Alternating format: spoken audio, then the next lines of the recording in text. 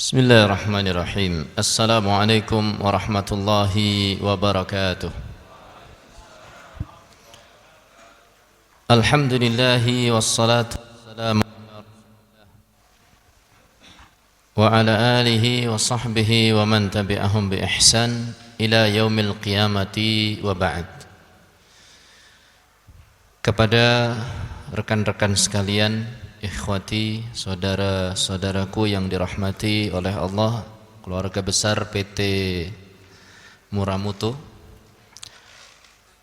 dan juga rekan-rekan yang tadi disebutkan berasal dari perusahaan yang lain, rahimani wa rahimakumullah.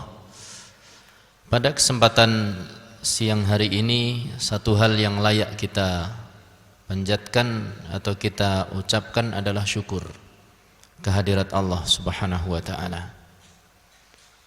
Di mana di waktu-waktu yang istimewa, perjalanan jauh, Siblon tahu nggak? Siblon tuh main air, ya kan, tadi kan jebar-jebur tuh. Futsal, ya, setelah itu makan, setelah itu duduk AC. Masih saja Allah berikan kemauan dan kemampuan kepada kita untuk menahan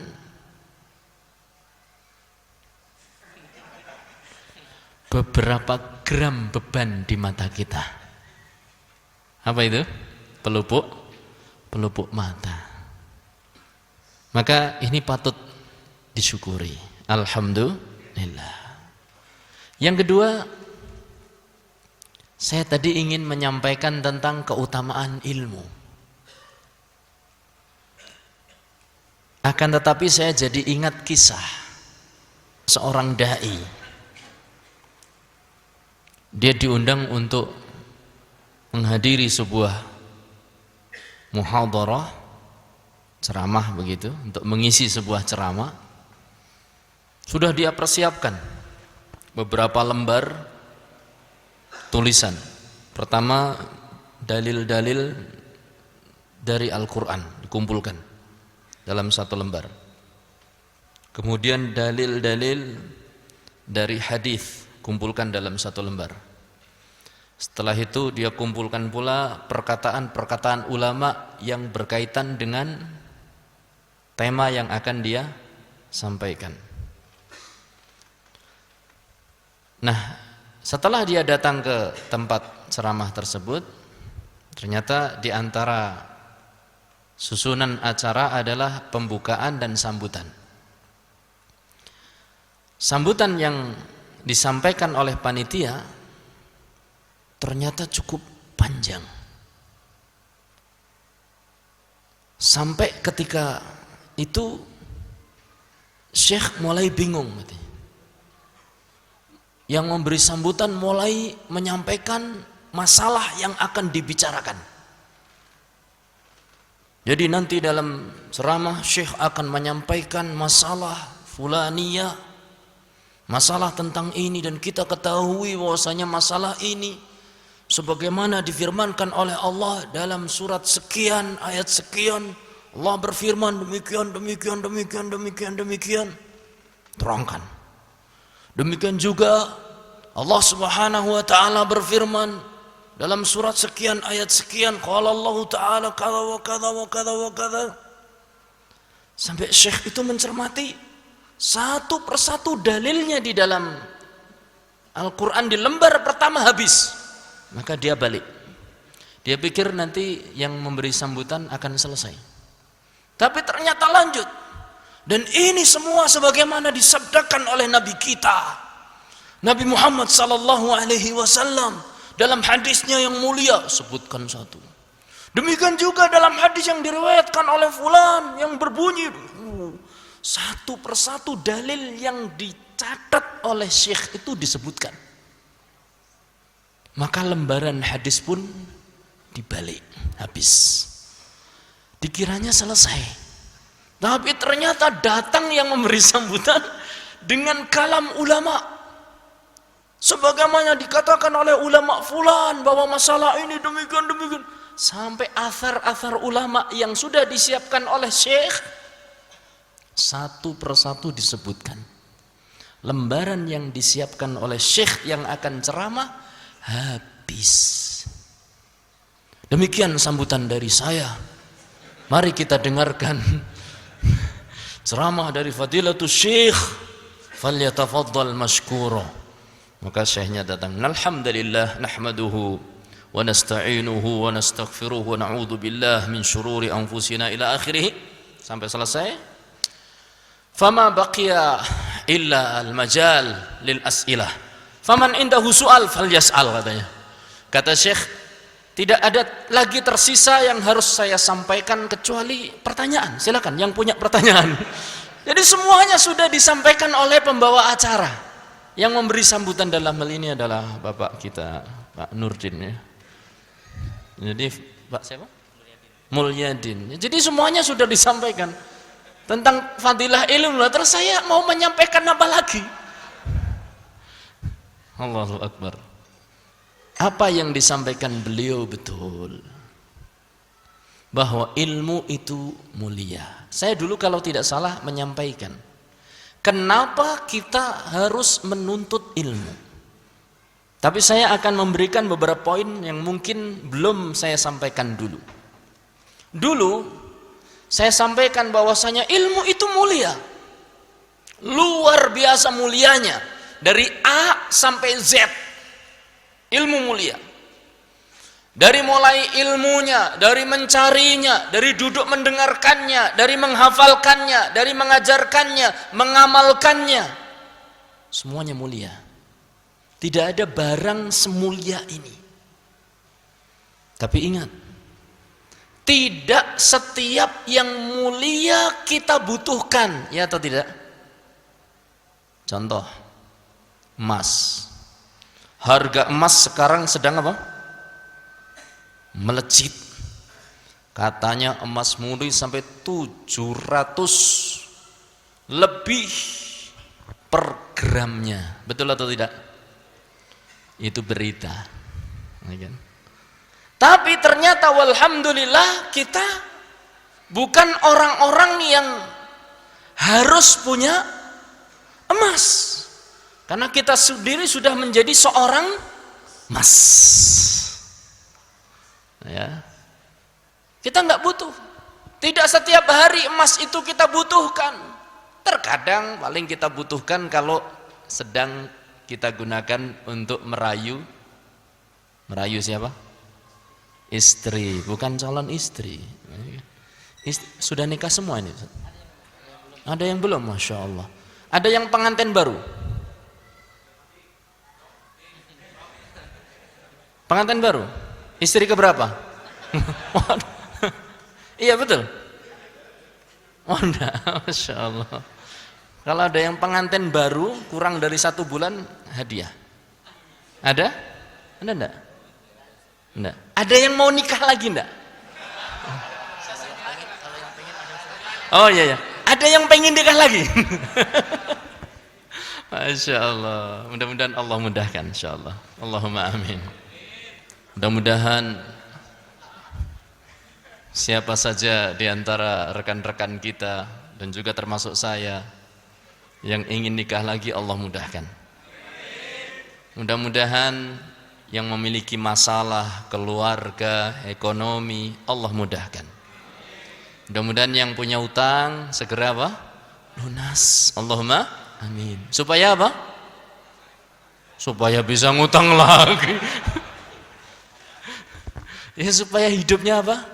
Tenang. Ya, orang tanpa hutang itu insya Allah tenang. Insya Allah. Taib. Nah, ternyata tidak setiap yang mulia, logam mulia, batu mulia, itu kita butuhkan. Tapi ilmu ini luar biasa. Sudah mulia, dia kita butuhkan. Kenapa kita butuh kepada ilmu? Kita butuh kepada ilmu supaya beda. Supaya apa? Beda. Pertanyaan yang bisa jawab. Beda dengan siapa?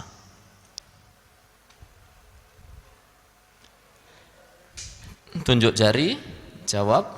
Ya, silahkan.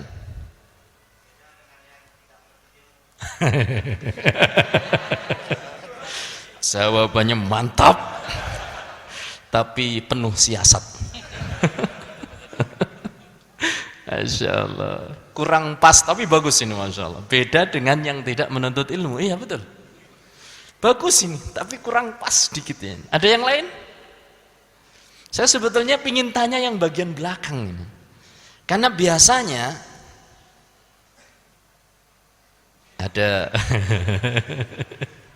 ini pengalaman pribadi ya, pengalaman pribadi. Dulu saya ketika kecil atau masih remaja, bahkan sudah menginjak dewasa SMA, itu yang namanya ngaji itu takut. Takut. Takutnya kenapa? Bukan hanya ditanya. Takut kalau yang diikuti itu aliran sesat. Udah diwanti-wanti sama orang tua. Terutama bapak saya, karena bapak saya militer. Dia nggak suka namanya aliran-aliran yang berbau keras-keras kayak gitu, nggak suka. Diwanti-wanti, rasa macam-macam. Sama ibu saya juga demikian. Tapi salah satu ciri aliran sesat, sebagaimana dikatakan oleh Umar bin Abdul Aziz, idza ra'aitum unasan yatanajawna fima bainahum, apabila engkau melihat ada unas, ra'aitum aqwaman yatanajawna fi umuri dinihim, bisik sembunyi-sembunyi dalam menyampaikan urusan agama mereka, fa'lam, ketahuilah, fa innahum ala ta'sisi dhalalah, mereka itu sedang merencanakan sebuah kesesatan. Idza ra'aitum aqwaman yatanajawna fi umuri dinihim fa'lam ala annahum fi ta'sisi dhalalah. Kalau kau lihat ada orang kumpul-kumpul, bisik-bisik, sembunyi-sembunyi, membicarakan masalah agama tapi sembunyi-sembunyi, ketahuilah mereka sedang merencanakan makar. Maka di zaman itu mudah diketahui aliran-aliran sesat, pembicaraan-pembicaraan sesat biasanya sembunyi-sembunyi. Saya dulu pernah ikut sebuah kelompok ketika masa muda. Kita ngaji. Teman saya dulu ikut ngaji, tapi beberapa waktu kemudian dia tidak datang, teman saya. Akhirnya saya temui, kamu kenapa kok tidak datang lagi? Saya sibuk, saya kuliah, gini. Teman sejak SMA, kemudian melanjutkan kuliah, kita ngaji lagi bareng sama teman saya ini. Kemudian lama nggak ngaji, saya datangi, saya ajak ngaji lagi, sampai akhirnya dia mau saya tunjukkan tempatnya. Nih, ngajinya di sini. Kamu nanti berhenti di sini, masuk saja langsung ke situ. Betul. Saya datang duluan saat itu. Nah, teman saya yang lama nggak ngaji, dulunya ngaji bareng di situ. Tiba-tiba datang, Assalamualaikum. Waalaikumsalam. Ketika melihat teman saya datang, langsung ustadznya nutup buku yang diajarkan dan berbicara seakan-akan nggak ada pengajian. Jadi kayaknya rahasia banget. Sampai kita bubar, waktunya selesai, nggak ada lagi bicara agama. Sejak teman saya datang. Ini cocok sekali dengan yang dikatakan oleh perkataan Umar bin Abdul Aziz. Saat itu saya belum tahu perkataan Umar bin Abdul Aziz. Ternyata begitu caranya. Padahal ini teman-teman saya ngaji dari awal ikut, tapi beberapa kali absen, nggak ikut, datang lagi, ustadznya langsung tutup buku, kita diperintahkan bukunya tutup. Ngobrol yang lain santai. Maka tidak usah takut, insya Allah. Walaupun di zaman sekarang kata-kata Umar bin Abdul Aziz tidak bisa diambil begitu saja. Kenapa?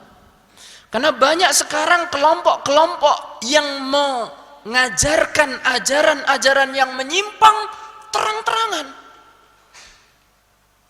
Kenapa seperti itu? Kok bisa terang-terangan? Karena banyaknya kebodohan yang menyebar. Sehingga umat manusia sekarang sulit untuk membedakan mana ajaran yang benar, mana ajaran yang tercampuri dengan kesamaran dan syubhat. Ini alasan pertama dulu kita kadang tidak ngaji. Alasan yang kedua, takut kalau ketahuan tidak tahu. Makanya terkadang kalau ada ngaji, ayo ngaji apa tadi? Tajwid sama Iqra. Loh, enggak datang. Lah kenapa? Mbok konangan teng grotal gradul mocone. Nanti saya ketahuan enggak bisa baca. Malu. Dan itu yang saya rasakan. Saya kalau dulu mau ikut pengajian, nanti saya ditanya. Kalau ditanya terus saya gimana jawabnya? Mendingan gak datang. Ini alasan yang kedua. Maka sikap yang diambil biasanya duduk di belakang. Walaupun yang di belakang ini bukan karena itu insya Allah. Tapi yang di belakang ini tempat untuk bertanya. Kalau ada yang di belakang tak tanya lebih dulu insya Allah ta'ala daripada yang di depan. Pingin gak ditanya, nanti pindah ke depan. Kalau antum panjenengan sudah pindah ke depan, akan saya tanya juga. Sepodo wae ngarep mburi ya. Nah, siapa yang bisa menjawab? Mencari ilmu supaya beda. Jawaban yang pertama, supaya beda dengan yang tidak ngaji. Betul, tapi kurang lengkap. Siapa dia yang tidak ngaji? Itu. Kalau bisa ngelengkapi dapat hadiah. Silakan. Ya. Beda dalam hal pengamalan. Masya Allah, jawaban itu adalah jawaban panjenengan. Masya Allah, barakallahu fiik. Ya, setiap orang pengamalannya berbeda, tapi masih kurang tepat. Ada yang lain? Ya. Beda dengan manusia bodoh. Sebodoh manusia belajar atau enggak? Belajar dia. Belajar bagaimana? Yang lain? Masya Allah. Nah, Masya Allah. Sebut 5 huruf, Anda dapatkan hadiah. Masya Allah. Siapa? Pak Buang. Masya Allah. Monggo, silakan. Masya Allah. Ada yang tulisannya nyeleneh ya? Ya, yang nyeleneh apa? Oh, Masya Allah. Rezeki itu tidak seperti sandal jepit, nggak bisa. Ini mati-mati kadang.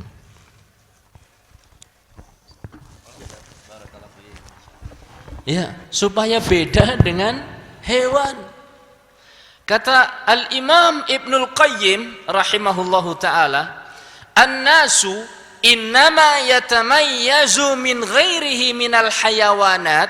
Manusia itu beda dari makhluk yang lainnya, dari kalangan hewan, bifadilatil ilmi wal bayan, karena memiliki keutamaan ilmu dan bisa menerangkan.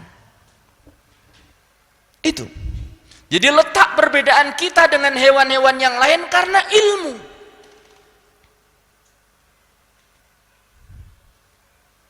Kata Al-Imam Ibnul Qayyim rahimahullahu ta'ala, ya, amma ghairuhu minas sibai wad dawab, hewan-hewan lain dari kalangan hewan buas, hewan-hewan yang melata, aqwa minhum, lebih kuat dari manusia. Iya atau tidak? Kuda, Masya Allah, larinya dengan kaki berapa? 4. Coba kita suluh lari dengan kaki 4, alias apa? Berangkang, suwe-suwenan berangkang, lama-lamaan berjalan apa? Berangkang. Kuat siapa? Kuat kuda. Kuda kan gede kan? Kucing. Sama kucing aja kita kalah. Kucing itu lebih kuat. Bahkan dikatakan dia bisa makan 30 ekor tikus satu harinya. Jenengan berapa tikus satu hari? Satu pun nggak kuat. Masya Allah. Jadi hewan itu aqwa batshan wa aktsaru aklan, lebih banyak makannya. Jenengan tadi dahar makan berapa piring? Satu piring aja nggak penuh, rasanya sudah kenyang. Ya, pertama kali lihat makanan itu rasanya kemaruk. Kemaruk itu apa? Pokoknya rakus.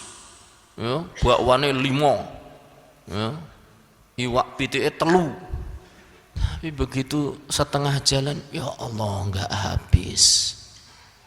Akhirnya ayamnya suruh makan bakwan, ya, disisain gitu. Tapi kalau kita bandingkan dengan kelinci, makan terus. Dengan kambing, makan terus. Dengan sapi, makan terus. Bahkan berhenti makan pun apa? Ngeranyem. Keluarkan apa yang ada di perut, dikunyah lagi, telan lagi, keluarkan lagi. Kalah kita. Wa aktsaru auladan, dan hewan itu jauh lebih banyak anaknya. Sekali brol berapa kelinci? 5, 6, 7, kadang 14. Manusia sekali melahirkan berapa? 1, 2, kembar yang saya tahu kembar 5 atau kembar 8. Ya, wallahu taala alam. Itu pun sudah kesulitan ngopeninya, Masya Allah. Wa aqwa jimaan, dan hewan itu lebih kuat hubungan suami istrinya ketimbang manusia. Iya atau tidak? Bebek. Tahu bebek? Bebek jantan 1 lawan berapa? Terserah Anda kasih berapa bebek jantan, katakan siap. Enggak pernah ngeluh. Tapi jenengan baru mau 2 saja, surat nikahnya hilang, HP ini rusak, hilang buah neng endi. Kenapa? Nah, ada yang dibanting, ada yang disembunyikan. Jadi saya punya teman itu mau nikah 2, surat nikahnya hilang, disembunyikan istrinya yang pertama. Kan salah satu syaratnya diantaranya apa? Ada surat nikahnya gitu loh. Itu hilang. Itu baru mau 2 saja sudah. Ya, Masya Allah. Jangankan hilang, baru diginikan. Mi, gimana kalau Abi mau lagi? Abi siap apa? Bener nih. Apa kata yang suaminya? Enggak, cuma berguru aja. Itu sudah KO berarti. Kalah sama dengan hewan dalam masalah itu. Itu kalau enggak pakai ilmu. Maka kita menang dari hewan-hewan itu dengan ilmu dan bayan. Kalau kita enggak menuntut ilmu, enggak punya ilmu, kata Al-Imam Ibnul Qayyim, fa ghairuhu minal hayawanat afdal minhu. Lebih mulia daripada manusia. Atau beliau mengatakan, kalau tidak punya ilmu, manusia itu sama dengan hewan, bahkan hewan itu lebih mulia dari manusia. Maka monggo bapak-bapak, ngaji. Kita harus belajar. Kita ini makhluk diciptakan oleh Allah sebagai makhluk yang mulia, manusia. Diciptakan oleh Allah sebagai manusia. Tidak ada kelebihan manusia dari hewan kecuali dengan ilmu. Yang dengan ilmu itu nanti akan diamalkan, nanti akan beda dengan yang mencari dengan yang tidak. Demikian. Itulah kemuliaan ilmu. Kenapa kita butuh ilmu dan apa sebabnya kita butuh kepada ilmu. Saya kira banyak hal kalau kita bicara tentang masalah ilmu. Dan tidak akan selesai pembicaraan masalah ilmu. Cukuplah nanti panjenengan baca di surat An-Nisa ya, ayat 113. Kemudian juga surat Yunus. An-Nisa berapa tadi? 113. Kemudian surat apa? Yunus ayat 58. Ya, di situ Allah Subhanahu wa taala dalam surat An-Nisa misalnya 113 Allah berfirman, "Wa anzalallahu 'alaikal kitaba wal hikmata wa 'allamaka ma lam takun ta'lam wa kana fadlullahi 'alaika 'azima." Dan Allah menurunkan Alkitab. Apa Alkitab? Al-Qur'an. Wal hikmata, dan apa? Hikmah. Wa 'allamaka ma lam takun ta'lam. Dan mengajarkan kepadamu sesuatu yang dulu kamu tidak tahu, wahai Muhammad. Berapa halnya? 3. Alkitab, hikmah, dan mengajarkan sesuatu yang dulunya kita tidak tahu, yang dulunya Rasulullah SAW tidak tahu. Wa kana fadlullahi 'alaika 'azima. Kemudian Allah Subhanahu wa taala menyebutkan, dan adalah kemuliaan Allah, karunia Allah, anugerah Allah kepadamu wahai Muhammad dengan 3 hal tadi sangat besar. Maka apabila kita duduk mendengar satu ayat dibacakan, tahu maknanya, tahu bagaimana mengamalkannya, satu hadis tahu maknanya, kemudian bagaimana penjabaran ulama dan bagaimana cara mengamalkannya, kemudian kita mendengar sesuatu yang tadinya tidak tahu. Oh, ternyata begitu toh, baru tahu. Baru tahu kalau sholat itu wajib. Baru tahu kalau daging babi itu haram. Baru tahu cara wudhu yang benar. Berarti itu karunia Allah yang sangat agung. Dan ini nggak mungkin didapat kecuali dengan apa? Ngaji. Maka monggo bapak-bapak, ini hanya sekedar stimulus, istilahnya begitu ya, perangsang ya, untuk nanti setelah keluar dari acara ini terpacu untuk mencari ilmu. Bahasa kerennya ben bedo karo kewan. Biar kita ini berbeda dengan hewan. Biar kita ini mendapatkan nikmat Alkitab. Biar kita ini bisa merasakan nikmat sunnah, hadis-hadis Rasulullah Sallallahu Alaihi Wasallam. Biar kita ini bisa menikmati sesuatu yang tadinya tidak tahu menjadi tahu. Monggo bapak-bapak, Ya, rekan-rekan sekalian, semangat ya. Dan ingat, setiap ayat, setiap hadis itu bisa diamalkan. Karena cara pengamalan setiap ayat dan setiap hadis itu ada 3 macam. Kan biasanya timbul pertanyaan toh, kok ayat seperti ini pengamalannya bagaimana? Ya. Fa'asa Fir'aun rabbah, maka Fir'aun pun bermaksiat kepada Rabbnya. Ini diamalkannya gimana? Ini kan cerita. Kemudian juga perkataan Allah Subhanahu wa taala ketika bertanya kepada Nabi Musa, "Wa ma tilka biyaminika ya Musa?" Ada apa itu di tanganmu wahai Musa? Qala hiya asaya. Nabi Musa berkata, ini adalah tongkatku. Atawakka'u 'alaiha, aku bisa gunakan jadi sandaran.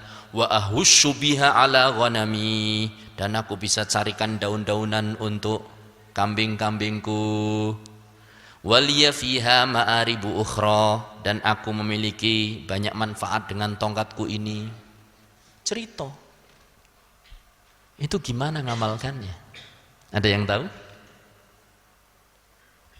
Ada yang tahu caranya? Ada hadiahnya insyaallah. Pak Buan mau jawab lagi? Pak Buang atau Pak Buan? Buang. Mau jawab lagi? Nanti ambil. Jangan dibuang, ambil. Hah, yang lain? Monggo. Yang agak ngantuk-ngantuk saya nggak tahu ini ada nggak? Monggo silakan coba jawab. Ada 3 cara mengamalkannya. Kalau saya pancing sedikit, insya Allah tahu. Amalan itu ada 3 letaknya. Hah, silakan. Amalan itu ada 3 letaknya. Silakan. Wah, harus ketemu iki wis. Ada kitab yang menarik tentang poligami? Oh, belum. Ayo, monggo, ada yang mau menjawab? Wis cetha welo-welo ini. Silakan. Step mengamalkan dengan hati, dengan lisan, perkataan dan perbuatan. Silakan ambil. Tapi sebelum ngambil, tolong beri contoh bagaimana itu pengamalannya. Dengan hati gimana dengan hati? Ngamalkan kisahnya Nabi Musa dengan hati itu gimana itu? Apa bertekad saya harus punya tongkat gitu? Gimana caranya? Ada yang lain kalau bisa bantu dapat hadiah juga. Ini dapat ini insya Allah. Mas siapa? Mas Adit ya, Masya Allah. Yang lain bisa bantu? Yang pengamalan dengan hati bagaimana itu? Kisah Nabi Musa tadi, tongkatnya Nabi Musa. Hah? Tunjuk jari dulu baru. Jangan ragu-ragu, salah nggak apa-apa. Sopo ngerti bener. Nah, sebelah sini, tengah, belakang, paling belakang, salah tetap dapat hadiah. Silakan. Kata Pak Endi barusan. Berani jawab? Nah, silakan. Hah? Masya Allah, ini salah. Tapi dapat hadiah. Oh, janji kok. Tidak apa-apa. Masya Allah, barakallahu fiik. Sudah saya stop ya. Yakin bahwa lanjut kisah itu dari Allah, itu ngamalkan dengan hati. Oh, berarti dulu betul-betul Nabi Musa itu punya apa? Tongkat, punya kambing, gembala kambing, yakin. Jadi tidak mengatakan bahwa kisah-kisah di Al-Quran itu fiktif,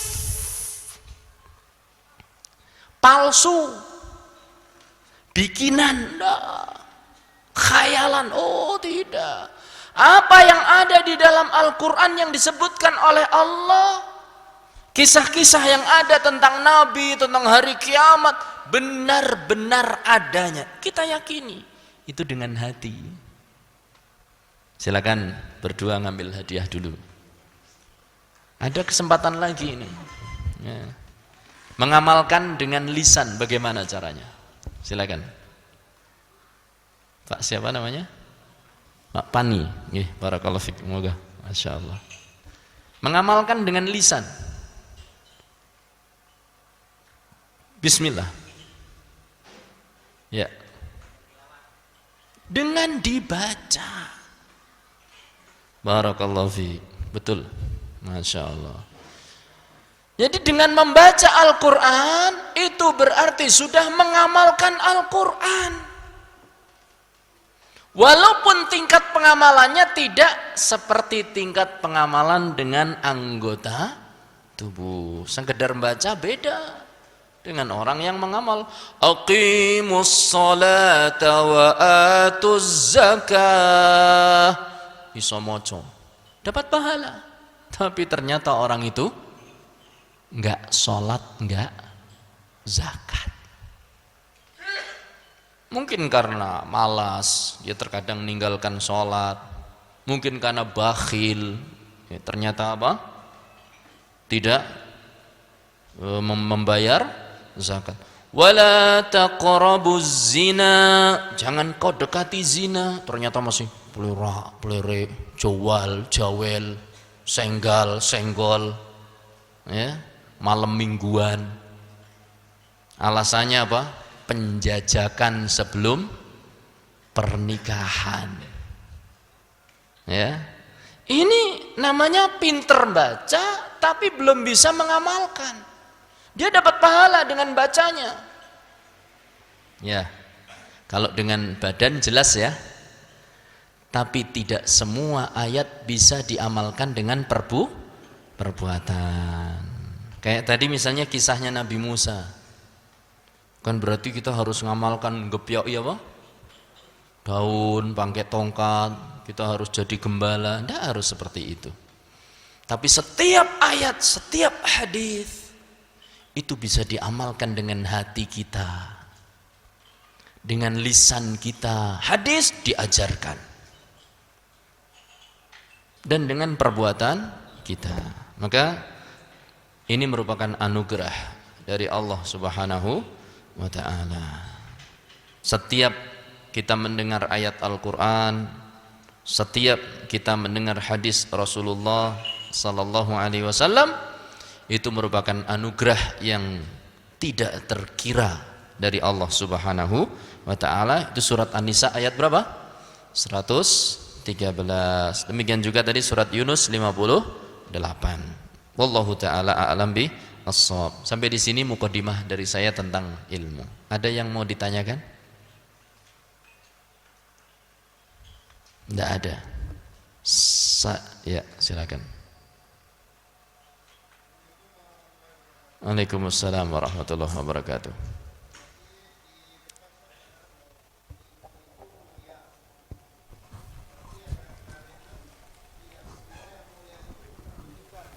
Betul.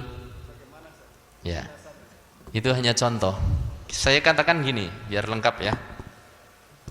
Ilmu itu mulia, ya kan? Oleh karena itu, ada kata yang tidak saya sebutkan. Oleh karena itu kita membutuhkannya. Tapi perlu diketahui, tidak setiap yang mulia kita butuhkan. Contoh emas, contoh mutiara. Tapi kalau ilmu sudah mulia, ya kita butuhkan lagi. Gitu ya maksudnya ya. Bukan berarti ilmu tidak kita butuhkan. Ilmu itu mulia dan kita butuhkan.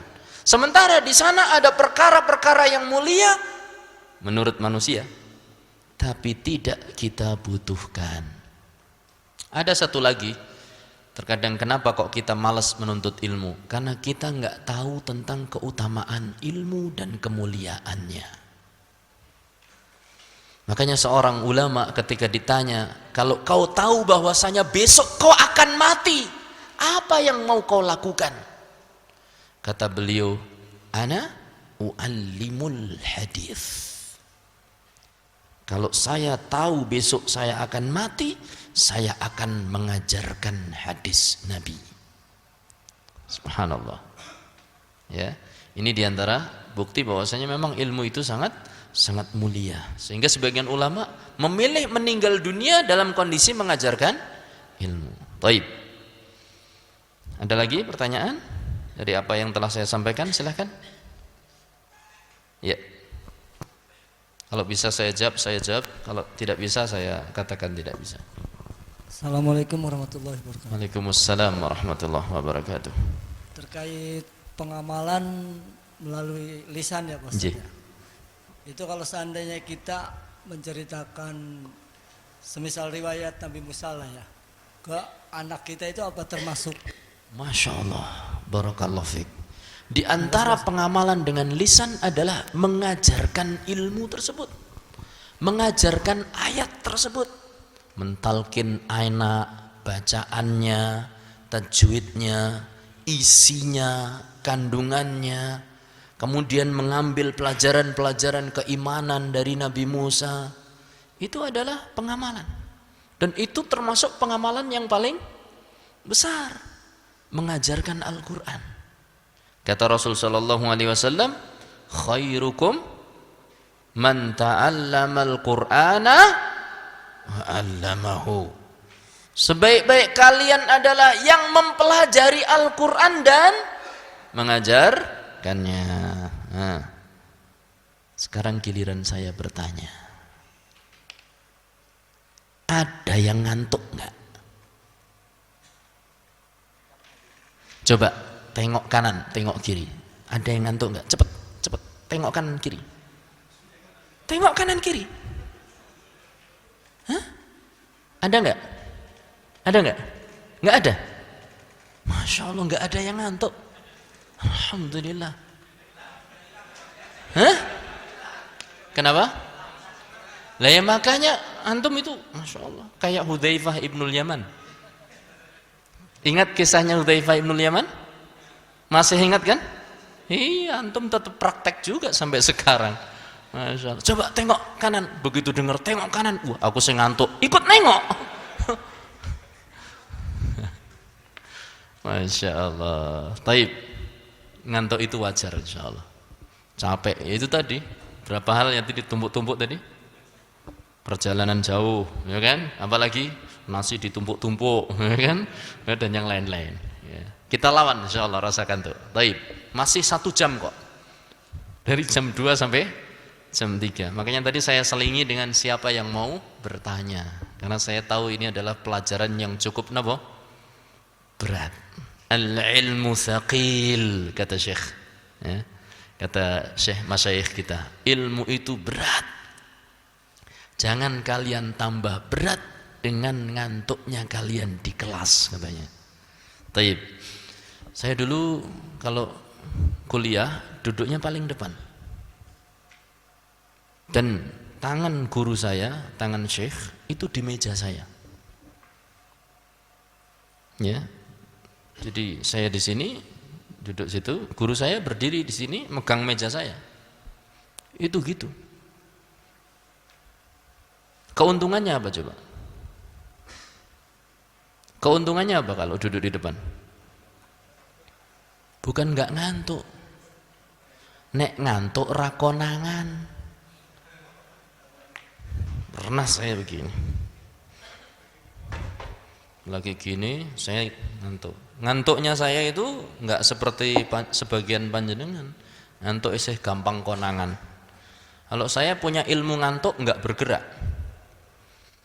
Jadi kalau ngantuk itu saya gini. Diem gitu. Itu matanya merem, pikiran kemana-mana sudah. Ini diem. Tapi ngantuk. Dan bisa makler begitu. Itu salah satu kelebihan yang saya miliki. Nah, kalau kelebihan. Makanya saya sering ngajarkan kepada santri-santri saya di pondok. Antum kalau ngantuk itu mbok yang cerdas gitu. Jangan sampai apa?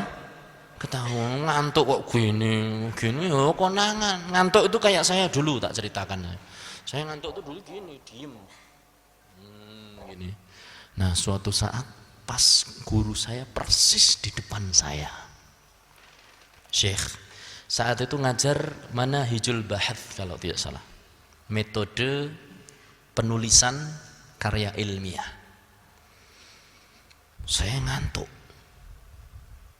Tiba-tiba dan guru saya itu tegas, yang gebrak meja, ya Naim katanya, wahai orang yang tidur, jebrek langsung. Kenapa? Ketahuan enggak? Enggak ketahuan.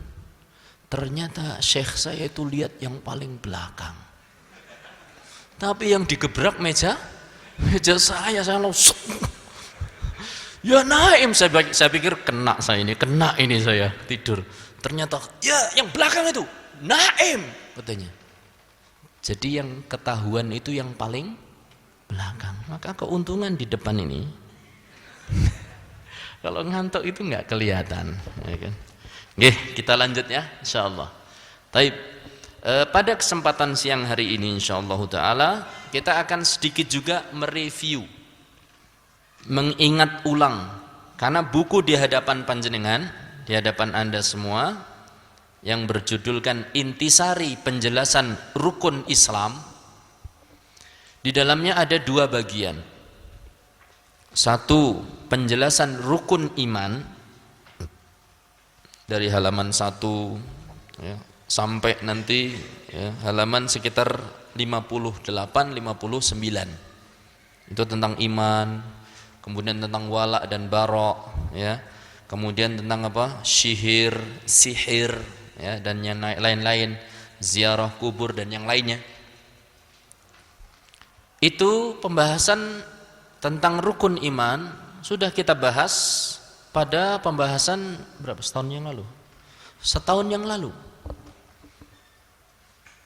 Dengan buku kecil saat itu kita jadikan pegangan, belajar rukun iman, tulisannya Ustadz Abdullah Zain.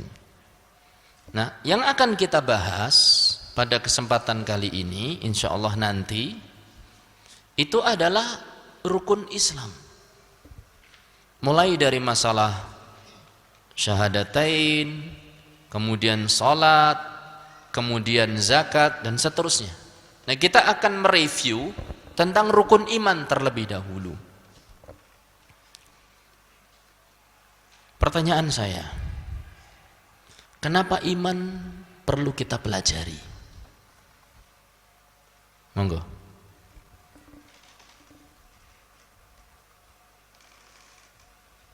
Kenapa iman itu perlu kita pelajari?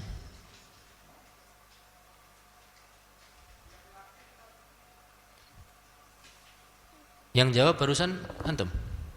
Apa? Biar yakin dan biar kuat. Nah, monggo, silakan. Silakan hadiahnya. Betul. Kita belajar rukun iman itu biar semakin kuat keimanan kita. Tahu siapa yang harus kita imani. Dan kita tahu rukun iman ada berapa? Ada berapa rukun iman? 6, apa saja? Allah, bagus. Malaikatnya. Nabi atau sebelum Nabi? Kitab dulu atau Nabi dulu? Iya, ulangi coba. Iman kepada Allah, barakallahu fiik. Terus malaikat, kitab, Nabi. Iya, betul. Hari akhir. Terus takdir. Barakallahu fiik. Masya Allah. Barakallahu. Nih. Pak siapa ini? Masya Allah. Pak Syahrial. Masya Allah. Syahr itu bulan, rial itu uang.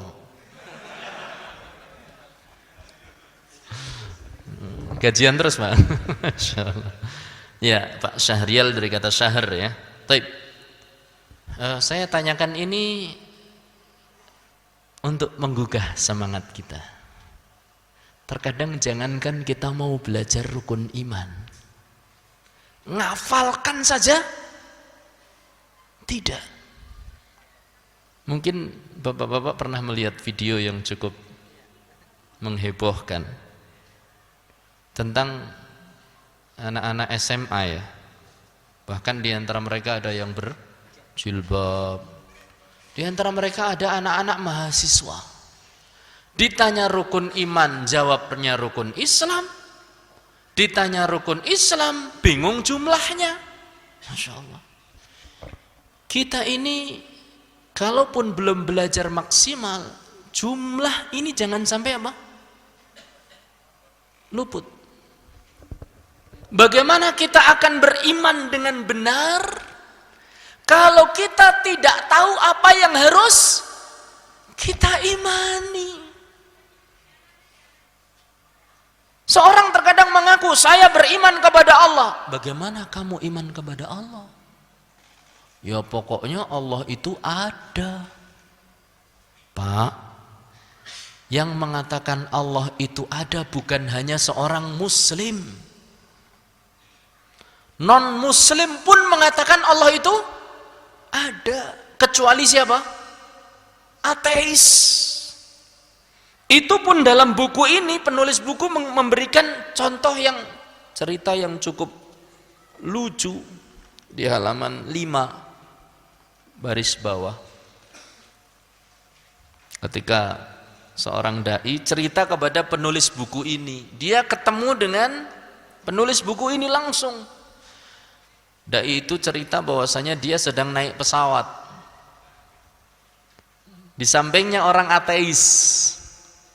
Tiba-tiba pesawatnya apa? Kena apa itu namanya? Apa namanya? Turbulensi, junggrol-junggrol itu kayak jalannya belum diaspal itu loh. Begitu kondisi seperti itu, semua biasanya apa? Takbir. Nah, dai itu langsung membuka mushaf dan baca Al-Quran. Baca Al-Quran. Sang ateis ini mendengarkan, kata dia, terus baca katanya. Terus baca, mudah-mudahan Allah menolong kita. Padahal asalnya apa? Ateis. Nggak percaya adanya Allah, tapi begitu dalam kondisi seperti itu dia yakin Allah itu ada dan itu yang ditunggu-tunggu pertolongannya. Aneh tuh, subhanallah. Saya pernah melakukan perjalanan dengan teman saya.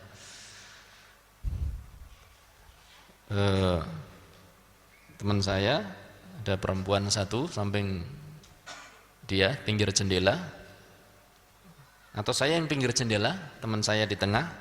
Harusnya jatah saya di tengah, tapi saya minta geser ya. Kemudian sampingnya seorang mahasiswi S2 psikologi. Mantap nggak? Orang psikolog itu kan orang yang menguasai apa? Perasaannya, ya kan. Begitu pesawat, saya pas kebetulan apa? Perutnya agak gangguan. Saya minta minggir ke belakang, kemudian saya kepalanya saat itu sedang apa? Kayak mau pingsan. Jadi diare begitu. Akhirnya ketika dalam kondisi itu saya nggak kembali ke tempat semula, saya duduk di belakang. Teman saya cerita, ketika pesawat golang-galing seperti ini, tangannya tiba-tiba langsung dipegang sama sampingnya. Niku bejo apa mboten niku? Kalau kita ini, wah kesempatan dalam sempitan mungkin. Ya. Kok kita antum aja Ustaz, ya kan? Nah, kata teman saya, Mbak, aku pingin pulang, Mbak, aku pingin pulang. Psikologi S2. Masya Allah, ternyata dalam kondisi seperti itu tidak bisa menguasai perasaannya. Sudah Mbak, tenang Mbak, udah baca Quran. Mbak muslimah? Iya saya Islam. Udah baca apa yang Mbak bisa katanya. Akhirnya dia buka HP. Tentunya untuk membuka HP dan baca Quran harus buka apa?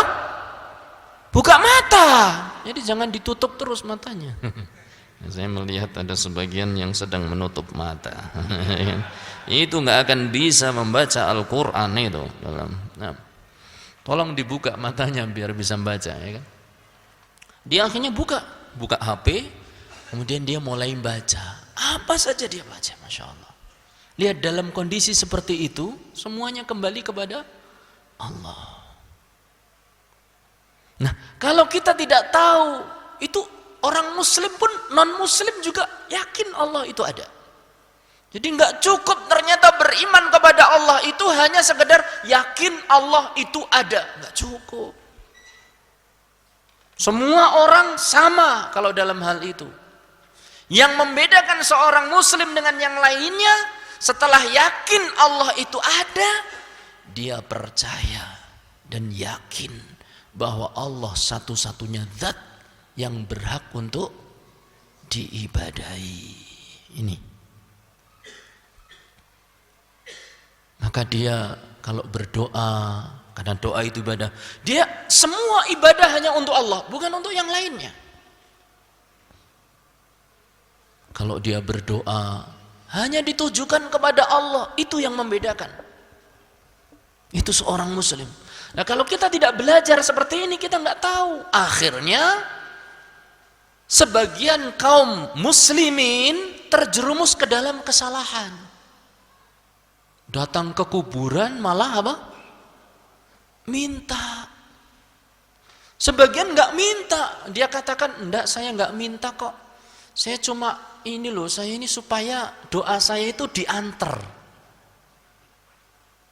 Ada yang mengantarkan doa saya supaya penghuni kubur ini jadi wasilah, dia orang soleh yang punya kedudukan di sisi Allah, sehingga nanti dia jadi pak posnya doa saya.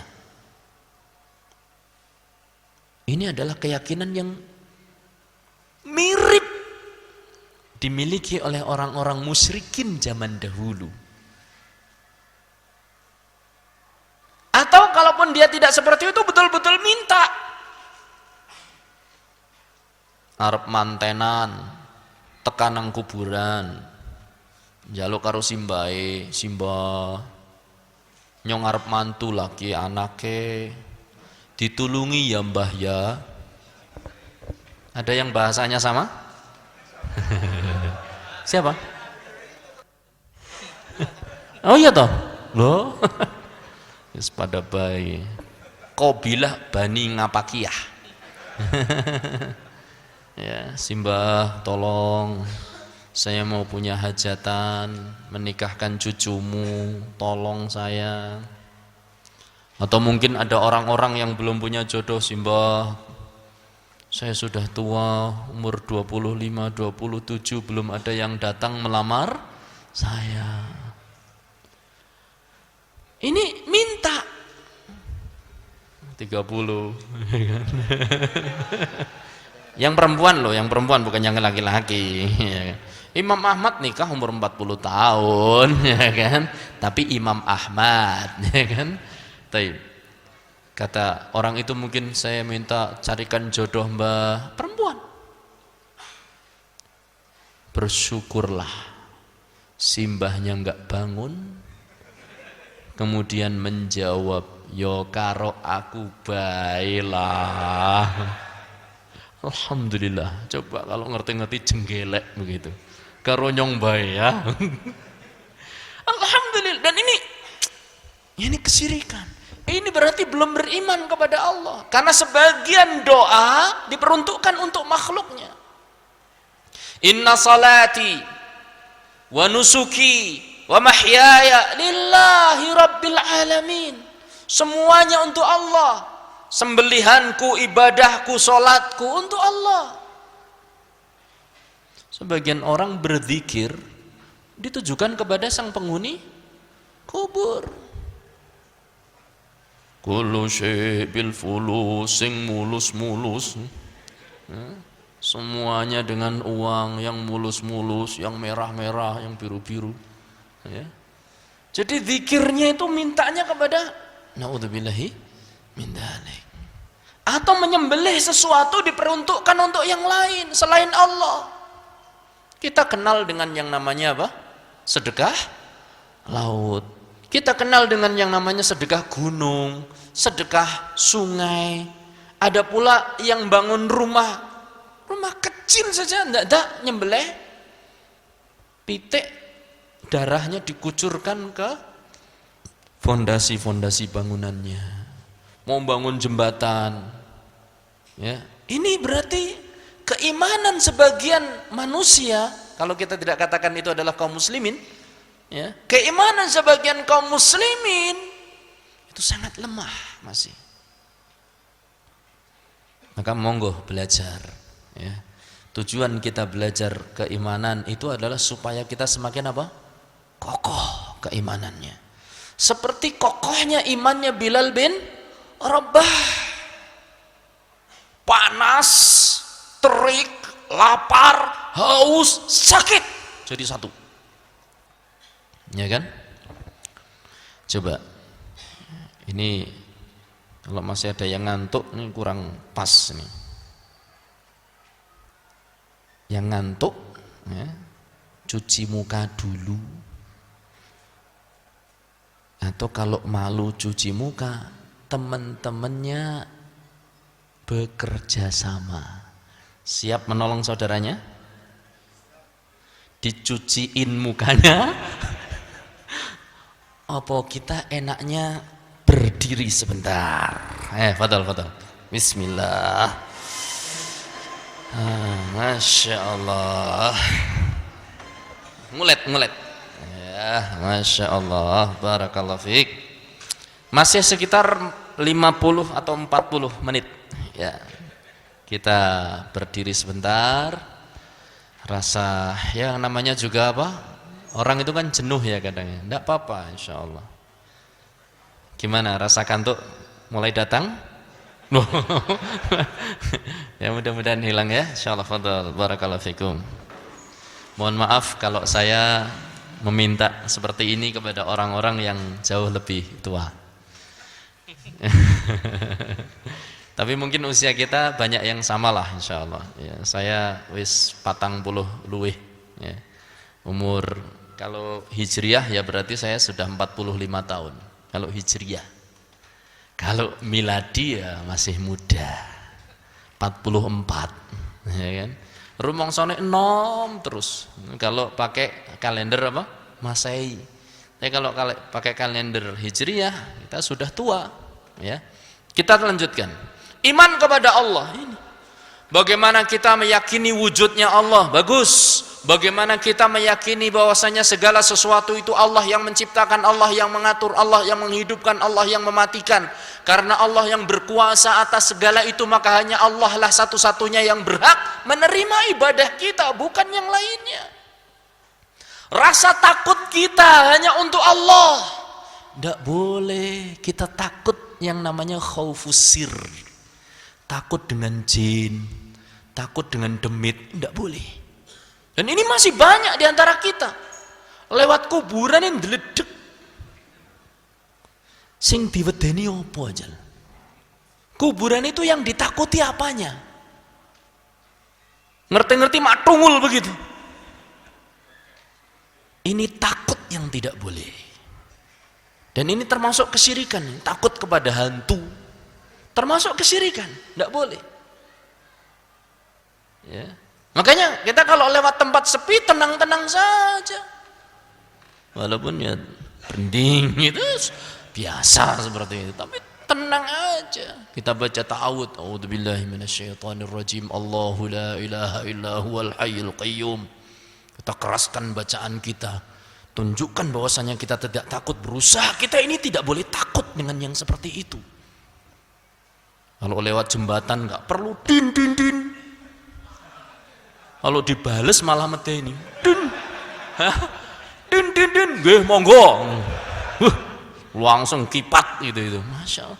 Orang-orang musyrikin zaman dahulu kalau lewat tempat angker, apa yang mereka katakan? Izin. Mbah nderek langkung. Sing bau reksa tempat ini nderek langkung. Itu persis dengan sebagian orang Indonesia. Kalau lewat tempat yang wingit, derek langkung mbak, Masya Allah. Kalau dibales ya lari kita ini. Ya ngesuk meneh rasa lewat kene gitu ya. Allahu Akbar. Jadi nggak boleh yang seperti itu. Semua ibadah hanya kita tujukan kepada Allah, termasuk rasa takut kita, mengharap kita, itu hanya kepada Allah Subhanahu wa ta'ala.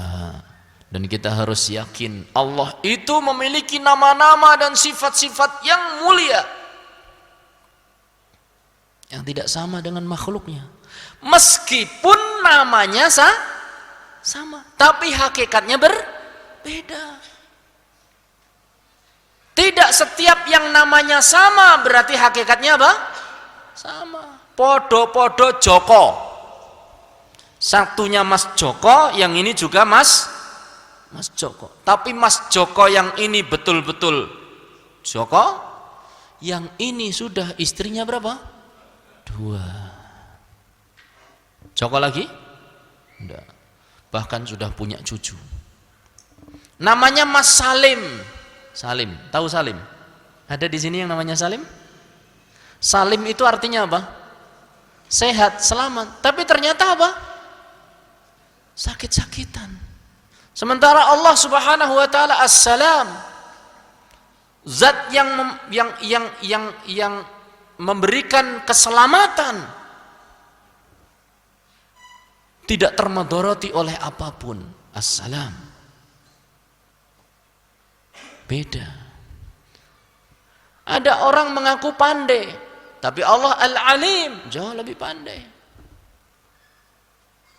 Demikian seterusnya. Jadi terkadang sama nama tapi hakikatnya berbeda. Maka kita dalam mengimani nama-nama Allah sesuai dengan apa yang disebutkan oleh Allah, sebutkan oleh Rasulullah sallallahu alaihi wasallam, tanpa kita berusaha mengingkari, tanpa perlu kita otak-atik, tidak perlu sudah. Ini iman kepada Allah. Kemudian iman kepada siapa? Malaikat. Bahwasanya malaikat itu adalah makhlukuna ghaibun, makhluk gaib yang diciptakan oleh Allah dari apa? Cahaya. Makanya kalau ada keyakinan bahwasanya orang berwudu airnya akan berubah jadi apa? Malaikat, benar atau enggak? Enggak benar, dong. Malaikat itu diciptakan dari cahaya, bukan dari air, bukan dari air wudu. Lalu kita dapatkan pengajaran begitu. Setiap air yang netes nanti jadi malaikat katanya. Berarti kita bisa dong memperbanyak malaikat dengan kehendak. Enggak. Malaikat diciptakan dari cahaya sesuai dengan kehendak Allah. Dan malaikat itu besar-besar badannya. Tapi taat kepada Allah, tidak pernah bermaksiat. Malaikat Jibril, berapa sayap yang dimiliki? 600 sayap. Ketika bertemu dengan Rasulullah sallallahu alaihi wasallam ketika beliau keluar dari Gua Hira, malaikat Jibril keluar dalam bentuk aslinya menutupi ufuk. Ini langit enggak kelihatan. Langit itu enggak kelihatan. Tertutup oleh siapa? Malaikat Jibril. Ada sebuah riwayat yang diperselisihkan oleh sebagian ulama, ada yang namanya Malakut Dik. Malak Ad-Dik. Kakinya menghunjam ke bumi, lehernya nekuk di bawah arsy. Itu tingginya berapa itu malaikat? Kakinya menancap di bumi, lehernya nekuk di bawah arsy. Masya Allah. Padahal antum tahu arsy itu letaknya di mana? Di atas langit yang ketujuh. Langit ketujuh di atasnya lagi. Langit ketujuh itu adalah 7 lapis langit, dan di antara langit satu dengan langit ada selanya. Satu lapis langit 500 tahun perjalanan. Selanya 500 tahun perjalanan.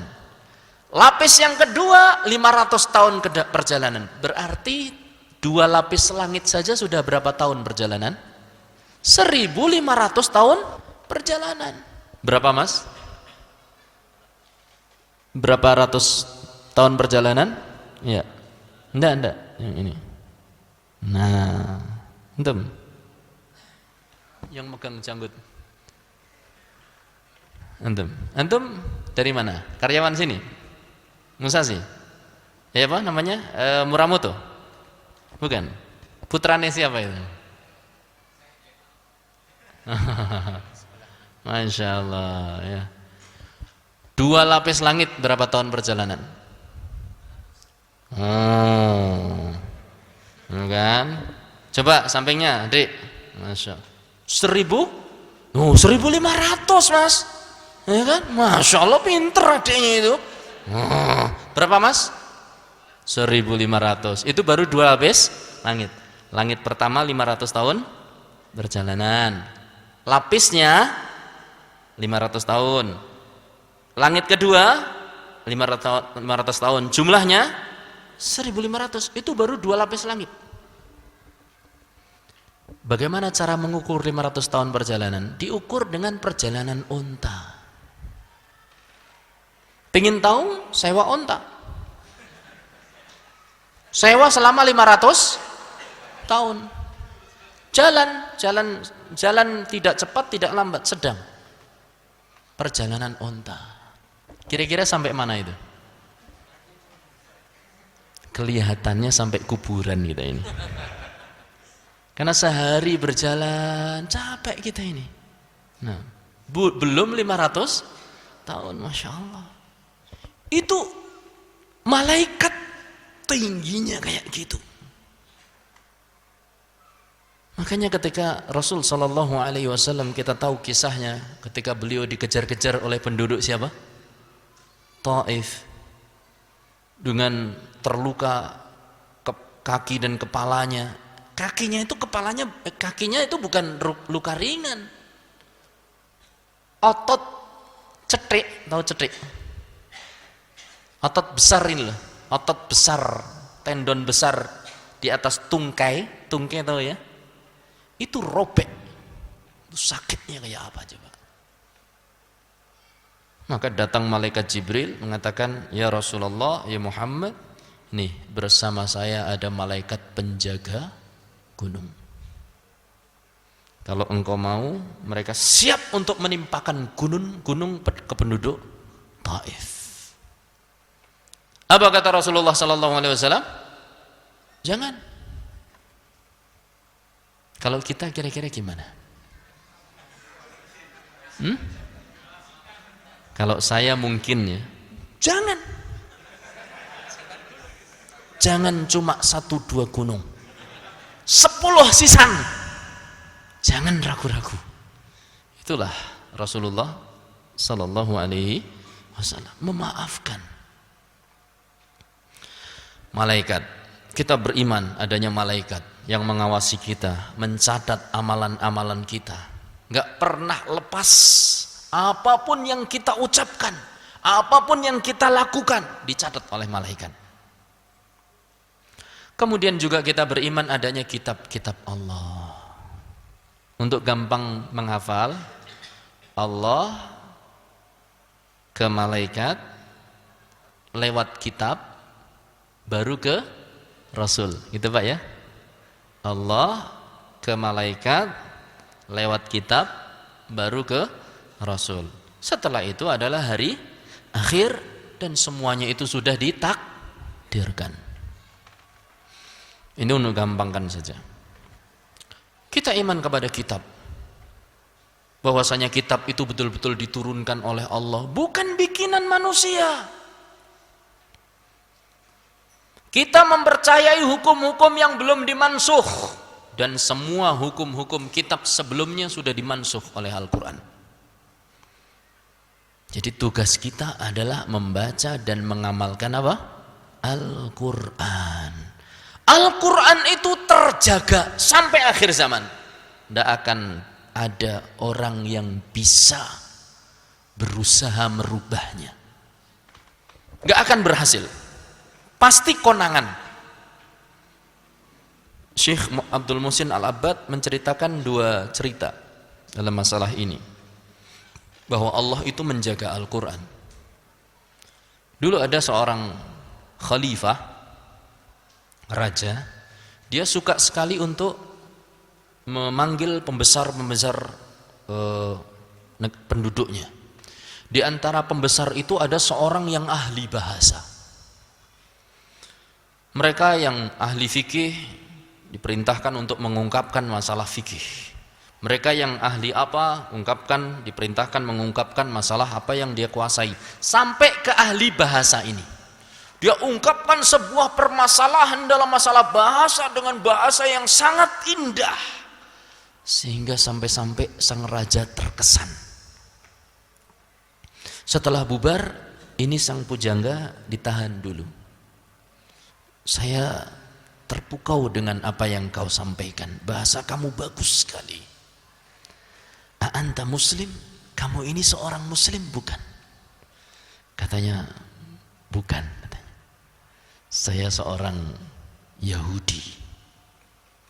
Tapi bahasa Arabnya bagus sekali. Duhai, seandainya engkau menjadi seorang muslim, masuklah kepada agama Islam. Kata orang tadi, belum paduka, saya belum ingin masuk Islam. Kemudian dia pamit. Sang raja tidak memaksa. Keluar dia dari majelis tersebut. Mulai dia muncul pertanyaan-pertanyaan di dadanya. Sebetulnya Islam itu apa dan bagaimana? Dan sebetulnya agama-agama yang ada itu bagaimana? Maka dia mulai terfikir untuk menguji kebenaran agama-agama yang ada. Dan dia diberi oleh Allah bahasa yang bagus dan tulisan yang sangat apa? Indah. Maka mulailah diambil kitabnya Yahudi. Apa namanya? Taurat. Diambil beberapa lembar dari kitab Taurat karena besar. Ditulis dengan tulisan yang sangat indah. Kalau bahasa sekarang itu edisinya Lux. Dia tulis beberapa lembar, beberapa beberapa eksemplar. Kemudian dia bawa, dia duduk menunggu di depan tempat ibadahnya orang-orang Yahudi.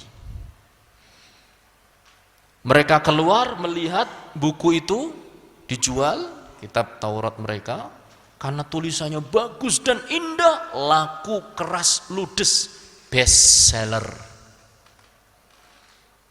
Tapi nggak ada komplain. Begitu dia nunggu nggak ada komplain, agama kok kayak gitu. Tahu kenapa dia bilang begitu? Karena ternyata dia dalam menulis dikurangi, ditambah, dihapus.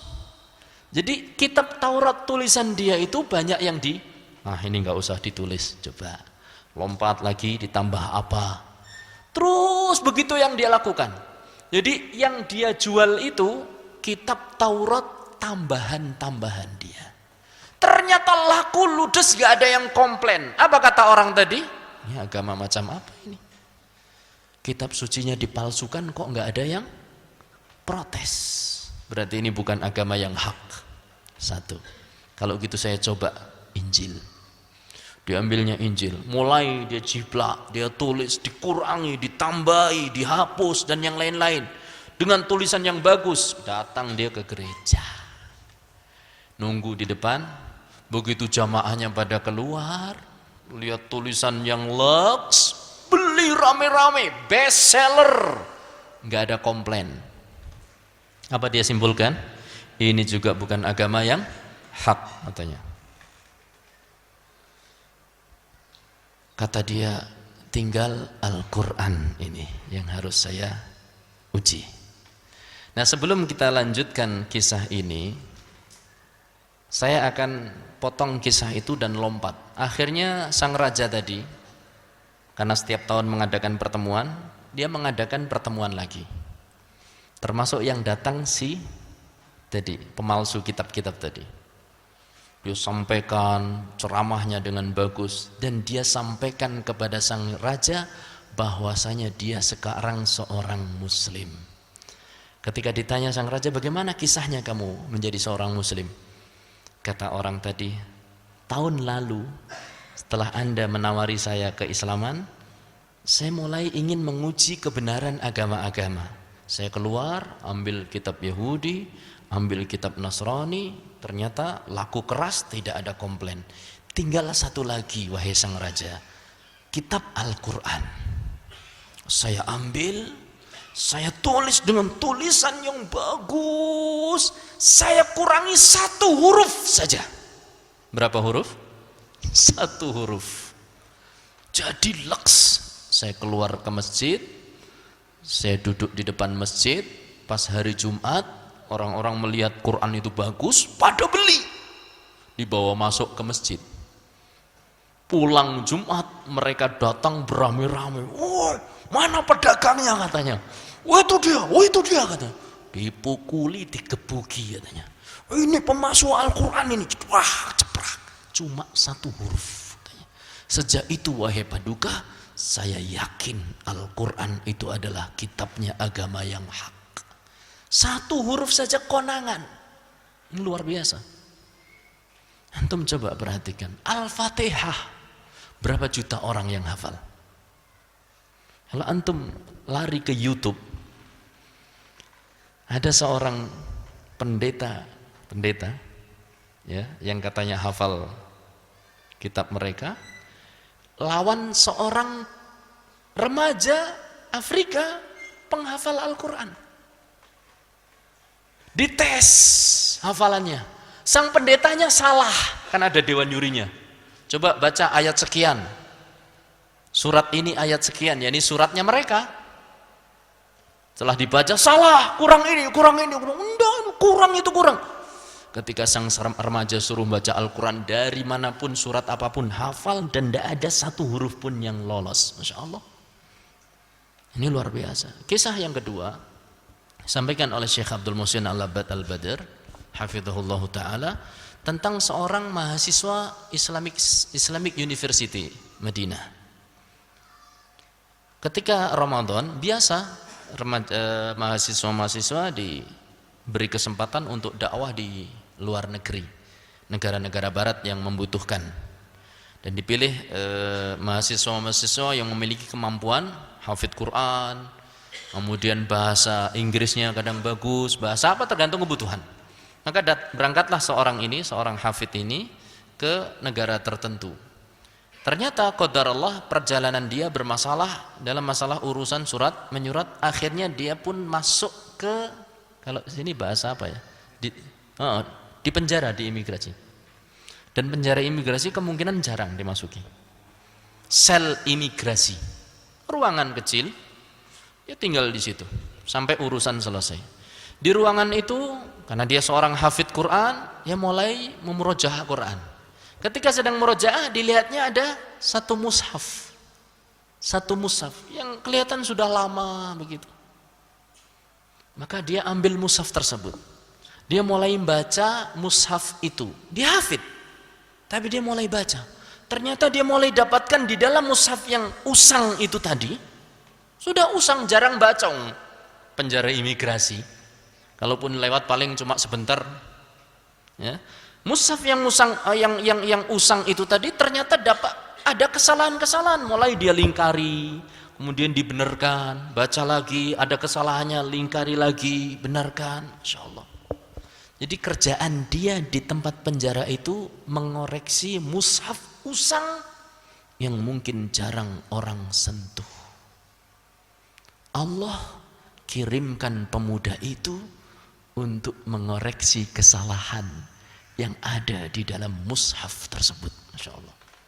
Padahal mungkin jarang dibaca orang, tapi Allah ingin menjaga kitabnya. Saya pernah beberapa kali ya mengalami hal itu. Mampir ke toko buku, lagi ngobrol dengan yang punya buku, tiba-tiba datang pakai peci hitam. Assalamualaikum. Waalaikumsalam. Ini saya kemarin dia bilang, saya kemarin beli mushaf. Kemarin ternyata ada yang salah ini cetakannya. Masya Allah, baru kemarin beli, hari itu sudah konangan. Ditunjukkan, oh ini salahnya. Masya Allah, ternyata salah. Padahal sebagian kita kadang beli mushaf langsung masuk laci, atau beli mushaf nanti untuk hadiah, ya kan? Nah, sudah ada mushaf lama. Indah, beli mushaf baca ketahuan salahnya, luar biasa. Ini yang pertama. Yang kedua, pernah juga saya mampir ke toko buku. Ketika sedang ngobrol dengan penjaga, tiba-tiba datang pula orang. Dia mengatakan, "Mas, akhi," katanya, "saya kemarin beli mushaf di sini yang ada terjemahannya. Setelah saya baca," ini jarang orang baca Quran terjemah. Setelah saya baca, saya temukan ini terjemahannya kok terbalik 180 derajat. Terjemahannya. Jadi misalnya kata-kata kafirun ya, atau mukminun itu artinya orang-orang kafir. Mukminun itu artinya apa? Orang-orang yang beriman. Tapi dalam terjemahan orang-orang kafir. Ketemu. Masya Allah. Baru kemarin dibeli. Ini dua kejadian langsung saya alami di depan mata saya. Ini luar biasa penjagaan Allah terhadap Al-Quran. Kemudian setelah itu Rasul, kita beriman kepada para Rasul, ya, bahwasanya mereka betul-betul utusan Allah Subhanahu wa Ta'ala. Mereka membawa risalah ya, dari Allah Subhanahu wa Ta'ala. Mereka adalah orang-orang yang jujur. Dan dengan kita tahu bahwasanya mereka adalah utusan Allah, kita akan semakin cinta kepada Allah. Ibaratnya kita ini orang yang sedang melakukan sebuah perjalanan yang penuh bahaya, kemudian disediakan penunjuk jalan. Rasanya bagaimana? Kita senang sekali. Kita diberi atau dikirimi Rasul, seorang penunjuk jalan yang menunjukkan jalan, sehingga kita tidak tersesat dalam berjalan. Ini menambah kecintaan kita kepada Allah Subhanahu wa Ta'ala. Dan diantara bentuk iman kepada Rasul Sallallahu Alaihi Wasallam dan juga para Rasul, terutama adalah kepada Rasulullah Sallallahu Alaihi Wasallam, adalah mengimani syariat Nabi Muhammad Sallallahu Alaihi Wasallam. Tidak boleh kita beriman atau tidak boleh kita mengamalkan amalan-amalan Rasul lain.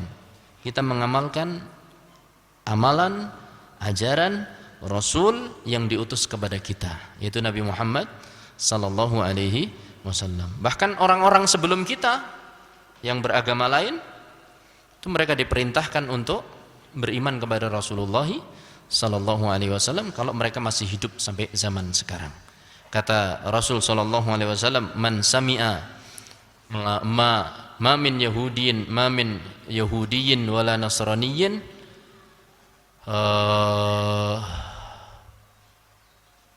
ma sami'a bi ahadun min hadhil ummah," kata Rasulullah Sallallahu Alaihi Wasallam, "ma sami'a bi ahadun min hadhil ummah yahudiyun am nasraniyun thumma lam yu'min bima ji'tu bihi illa kana min ashabin nar." Tidaklah seorang pun dari kalangan umat ini, baik itu Yahudi, baik itu Nasrani, kemudian mereka tidak beriman kepada ajaranku, kecuali mereka masuk ke dalam neraka.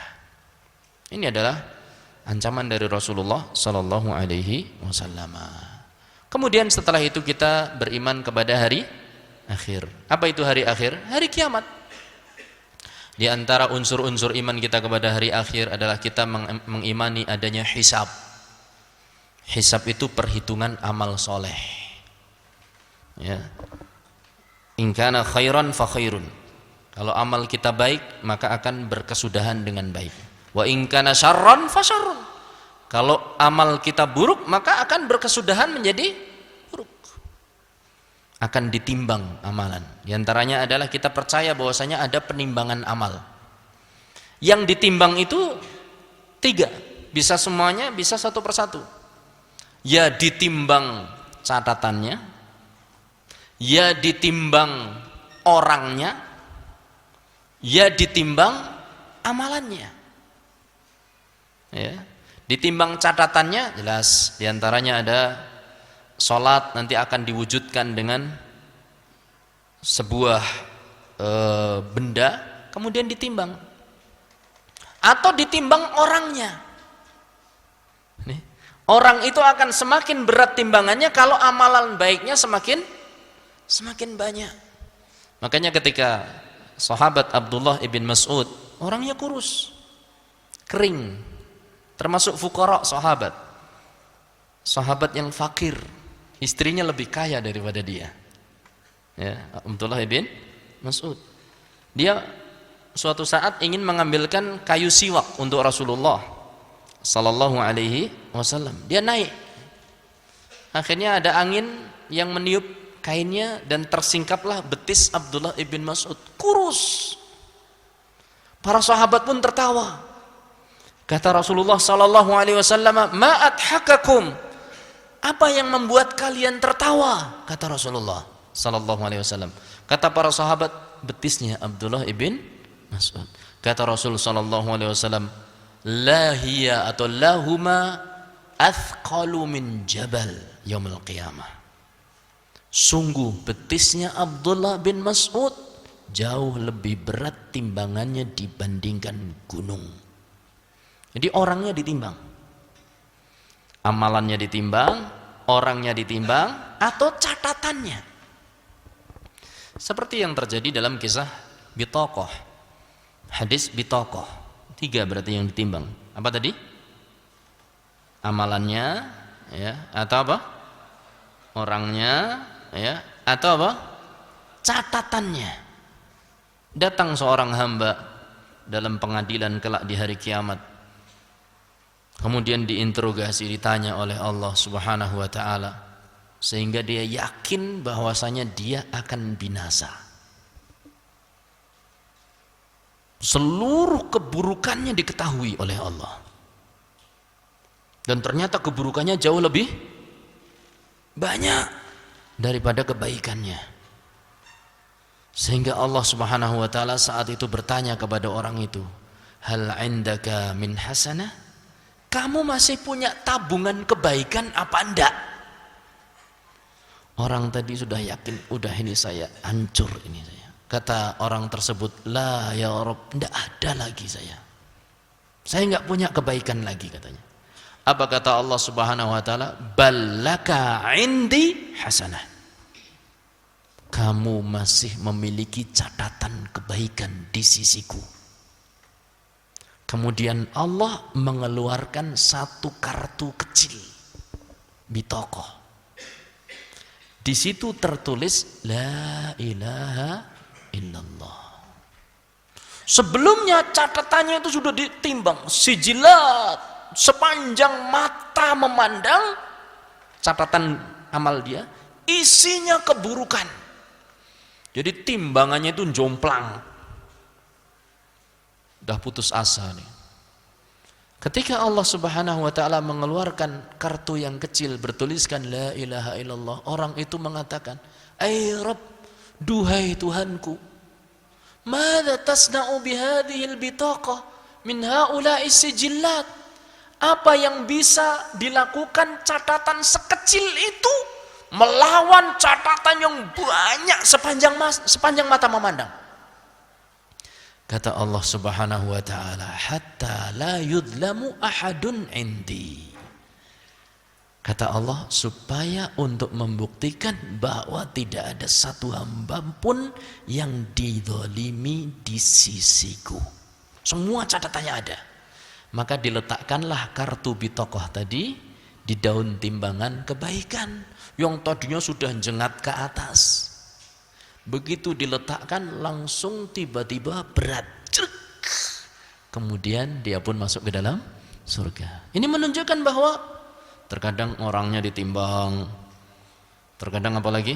Amalannya ditimbang, terkadang catatannya ditimbang, terkadang semuanya. Wallahu ta'ala alam. Ini hari kiamat. Termasuk kita percaya akan adanya surga, percaya akan adanya neraka, percaya akan adanya azab kubur, siksa kubur, dan kenikmatan-kenikmatan kubur, yang semuanya itu adalah di alam gaib, di alam barzakh, beda dengan alam kita sekarang ini. Kalaupun kita pasang CCTV di dalam kuburan orang tadi, kita nggak akan menemukan gambar yang mengerikan, nggak akan terdengar suara yang mengerikan. Karena azab kubur itu adalah alam gaib. Alam gaib. Tidak bisa ditangkap dengan panca indera kita. Laula an tadafanu, kata Rasulullah sallallahu alaihi wasallam, kalaulah bukan karena kalian supaya saling menguburkan satu sama lain, niscaya akan aku minta perdengarkan suara adab kubur. Jadi salah satu hikmah kita enggak dengar adab kubur supaya kita ini mau nguburkan teman kita, saudara kita, ya. Coba bayangkan, baru dikubur belum selesai sudah jerit, gimana coba? Kabur. Dan supaya kita auratnya tertutup. Apa auratnya tertutup?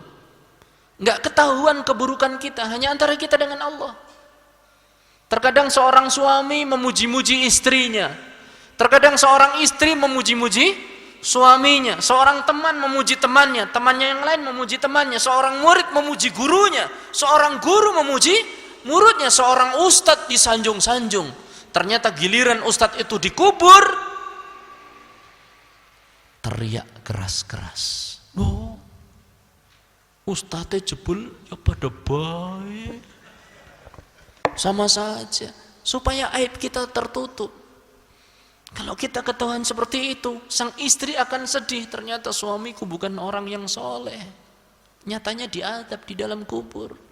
Sang suami pun akan sedih, ternyata istriku bukan orang yang salihah, nyatanya dia diadab di kubur. Ternyata temanku itu adalah bukan orang yang soleh. Demikian.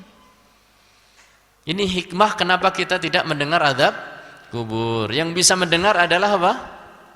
Hewan. Adapun jin, manusia tidak bisa dengar. Ini iman kepada hari akhir. Kemudian yang terakhir adalah iman kepada qadar. Mencakup 4 perkara. Siapa yang bisa menjawab dapat hadiah. 1, hadiahnya ambil. Kemudian hadiah yang kedua, boleh istirahat.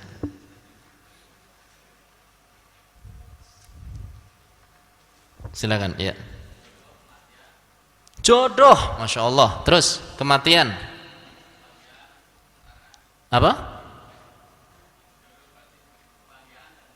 Iya, jodoh, kematian, pembagian dan kebahagiaan dan kesengsaraan. Masya Allah. Ini adalah 4 perkara yang ditulis di rahim seorang ibu ketika bayi berumur berapa? 120 hari, yaitu amalnya, rizkinya, ajalnya, bahagia atau sengsaranya. 4 perkara.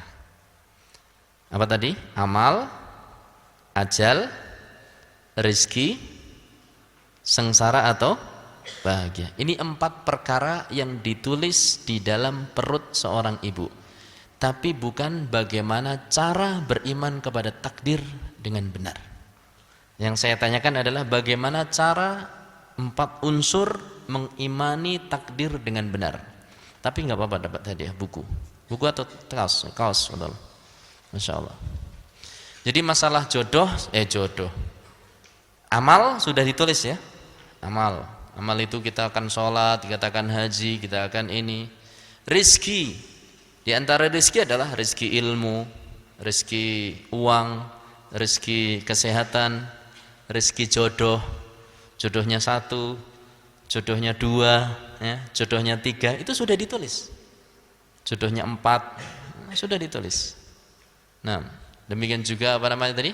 Ajal, kapan matinya. Tetangga saya meninggal di haji, rahimahullah rahmatan wasi'ah, di Madinah. Ini selesai haji kemarin Jumat sebelum maghrib. Jadi hari Jumat di kota Madinah setelah haji, dan dia saat itu seingat saya ikut iktikaf di Masjid Manarul Ilmi Purbalingga. Kemudian rajin sholat jamaah dan badannya sehat. Jadi tidak menghalangi kesehatan itu tidak bisa menghalangi apa? Kematian. Ajal. Meninggal rahimahullahu taala. Sehat betul. Masih muda. Taib, 4 hal. 1, ilmu. 2,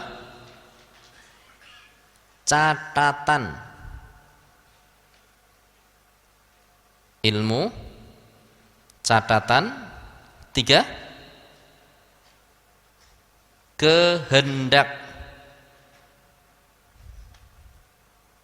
4, penciptaan.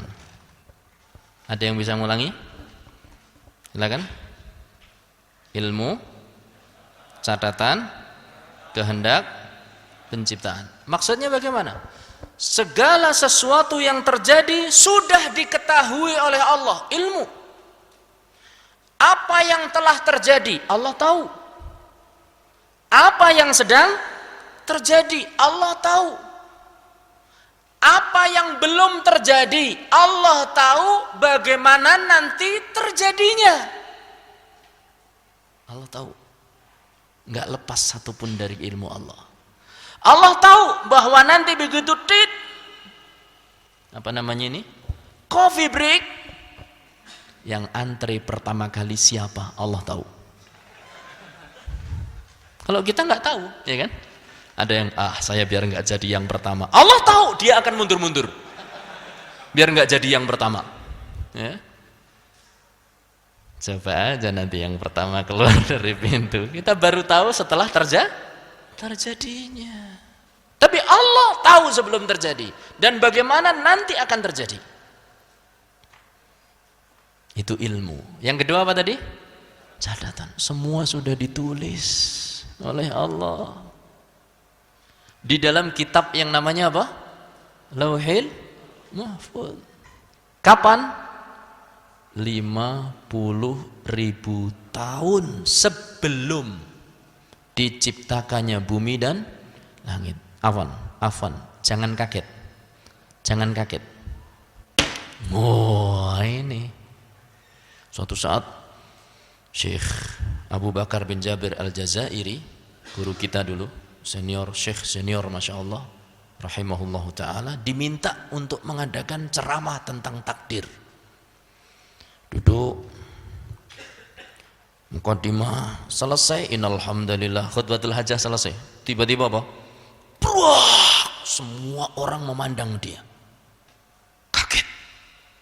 Jamaahnya kaget. Kata Syekh, pukulan yang saya lakukan ini, katanya, sudah ditulis oleh Allah 50.000 tahun sebelum penciptaan bumi dan langit. Sekian pelajaran tentang takdir. Jadi Masya Allah. Jadi terkadang memang pengajar itu butuh apa? Memberikan sesuatu yang bikin orang apa? Semangat. Termasuk diantaranya menggebrak meja kalau dibutuhkan. Nah, semuanya sudah ditulis, rinci sekali. Kemudian yang ketiga apa? Kehendak. Semua yang terjadi di sini nggak ada yang luput dari kehendak Allah. Entah itu sholatnya orang yang sholat, puasanya orang yang puasa, zakatnya orang yang zakat, hajinya orang yang pergi haji, atau mencurinya pencuri, membunuhnya sang pembunuh, berzinanya sang penzina, semua sudah dikehendaki oleh Allah. Tidak ada yang luput satupun.